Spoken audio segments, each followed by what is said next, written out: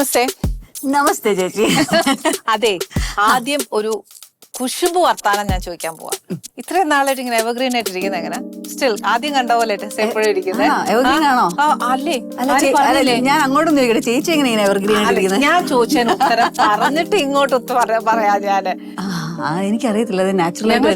ആദ്യം ആ പട്ടാളം എന്ന് പറയുന്ന മൂവിയിൽ കാണുമ്പോ എങ്ങനെയായിരുന്നു അതേപോലെ ടച്ച് കൊടുത്തു. അത് കാര്യം എന്താ ഞാൻ പറയട്ടെ, ഇനി സത്യം പറയാലോ. അന്ന് എനിക്ക് 20 വയസ്സുള്ളപ്പോൾ ഒരു 30s 40s ആ ഒരു ഏജ് മിഡ് 30s-ലുള്ള ഒരു ക്യാരക്ടറായിട്ടല്ലേ ചെയ്തിരിക്കുന്നത്. പൊട്ടൊക്കെ തൊട്ട് മുടിയൊക്കെ വെച്ച് അപ്പൊ ഒരു മെച്ചോറിറ്റി നമുക്ക് തോന്നിയതായിരിക്കും. പിന്നെ കുറെ കാലം കഴിഞ്ഞ് ആ ഒരു ഏജിലേക്കൊക്കെ ശരിക്കും വന്നപ്പോൾ അതുപോലെ തന്നെ ഇരിക്കുന്നല്ലോ എന്ന്. അന്ന് ലാലുവേടൻ ലാൽ ജോസ് അന്ന് എനിക്കിട്ടൊരു പണി തന്നു, കാരണം അത്രയും മുതിർന്ന ഒരു ക്യാരക്ടർ ഏതെങ്കിലും ഗുണം ചെയ്യുന്നുണ്ട്. സത്യം, അത് ഇപ്പൊ ഈ ഒരു കമന്റ് കിട്ടാൻ ഗുണം ചെയ്തു. പക്ഷെ ഞാനൊരു കാര്യം ചോദിക്കട്ടെ, ഇപ്പത്തെ കാലത്തൊക്കെ അല്ലെങ്കിൽ അന്ന് ഞങ്ങൾ വന്ന സമയത്താണെങ്കിലും ടെസ വന്ന സമയത്താണെങ്കിലും ഒരു ഹീറോയിന്റെ ഒരു എൻട്രി എന്ന് പറയുമ്പോ നമ്മൾ ശരിക്കും ഒരു ഹീറോയുടെ ഓപ്പോസിറ്റ് ഒരു ഹീറോയിനുള്ളൊരു നമുക്കൊരു സങ്കല്പം ഉണ്ടല്ലോ. പക്ഷെ ടെസ ചെയ്തത് ഭയങ്കര ഒരു മെച്ചോർഡ് ക്യാരക്ടറാണ്. അപ്പം അതും ഒരു വിഡോ ആയിട്ട്. അപ്പൊ ഒരു എൻട്രി എന്ന് പറയുമ്പോഴത്തേക്ക് നമ്മളെല്ലാം ഫോർ സൈഡഡ് തിങ്ക് ചെയ്യുമ്പോഴത്തേക്ക് ചിലപ്പോൾ ചിലർ അത് റിജക്ട് ചെയ്യും. അയ്യോ എനിക്കത് പറ്റത്തില്ല, ഒരു യങ്സ്റ്റർ അങ്ങനെ ചെയ്യാം എന്ന് പറഞ്ഞിട്ട് അത് ചെയ്യും. പക്ഷെ ടെസ അത് അക്സെപ്റ്റ് ചെയ്തു ചെയ്യാനായിട്ട്. എന്തുവായിരുന്നു അതിന്റെ ഒരു മനസ്സിലായ ഒരു ഇത്? അത് ഒന്നാമത്തെ കാര്യം, നല്ലൊരു ഡയറക്ടർ മമ്മൂക്കയ്ക്ക് ഓപ്പോസിറ്റ് ആരെങ്കിലും റിജക്ട് ചെയ്യുവാൻ ചേച്ചി? ആരെങ്കിലും ചെയ്യും. എല്ലാവരുടെ ഒരു സ്വപ്നമല്ലേ മമ്മൂക്കയുടെ കൂടെ ഒക്കെ ഒരു മൂവി ചെയ്യാന്ന് പറഞ്ഞാൽ എല്ലാവരുടെയും ഒരു സ്വപ്നം തന്നെയാണത്. മാത്രം നല്ലൊരു ടീമുമാണ്, എത്ര ആർട്ടിസ്റ്റ് ഉണ്ട് അതിനകത്ത്, നല്ലൊരു ഡയറക്ടറാണ് തീർച്ചയായിട്ടും. അപ്പൊ പിന്നെ അതിനകത്ത് ക്യാരക്ടർ നോക്കിയില്ല. നല്ലൊരു ക്യാരക്ടർ അല്ലേ അതിനകത്ത്?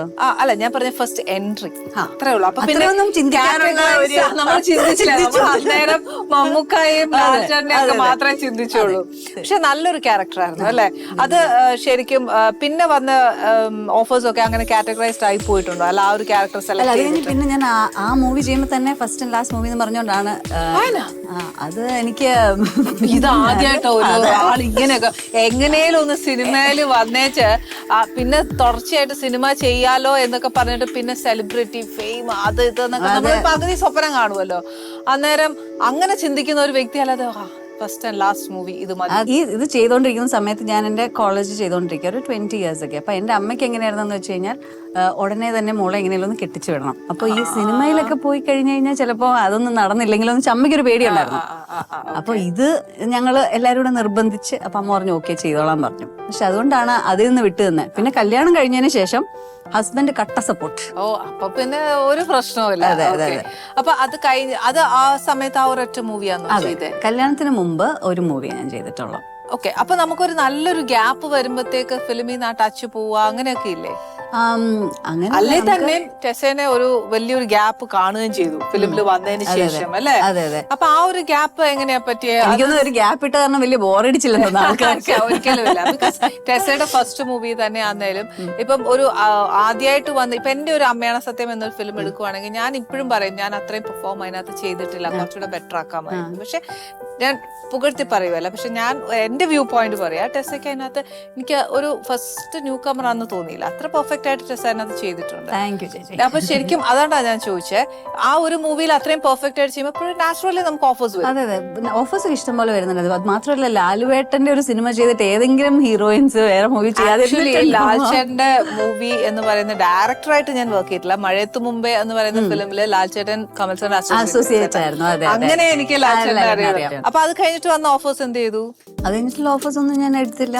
ഞാൻ ചെയ്യുന്നില്ല എന്ന് പറഞ്ഞു. എല്ലാവരോടും പറഞ്ഞു വരുന്നവരോടൊക്കെ ഇല്ല ഇനി മൂവി ചെയ്യുന്നില്ല. പിന്നെ നമ്മൾ ഒന്ന് രണ്ട് കുറെ പേരോട് പറയുമ്പം പിന്നെ ഇന്റർവ്യൂസിനൊക്കെ അങ്ങനെ പറയാൻ തുടങ്ങും. പിന്നെ ആൾക്കാർ വിളിക്കില്ലല്ലോ. പിന്നെ ഉടനെ എനിക്കൊന്ന് പോസ്റ്റ് ഗ്രാജുവേഷൻ കഴിഞ്ഞ് റിസൾട്ട്സ് വരുന്നതിന് മുമ്പ് എന്റെ കല്യാണം കഴിഞ്ഞ് ഞാൻ അങ്ങ് പോയി. അമ്മയുടെ ജോലി കഴിച്ചു. അമ്മയുടെ ഭാഗം വെച്ച് നോക്കുമ്പോ അമ്മ സേഫാ. മോളെ കൊടുത്തു കഴിഞ്ഞു. ഇനിയിപ്പോ ഭർത്താവിന്റെ ചുമതലയാണല്ലോ അവളെ നോക്കുക എന്നുള്ളത്. അപ്പൊ അമ്മയ്ക്ക് ഇപ്പം അമ്മ ഫുൾ സപ്പോർട്ട്. എല്ലാരും സപ്പോർട്ടാണ്, ഒരു കുഴപ്പമില്ല. Let's cook with love.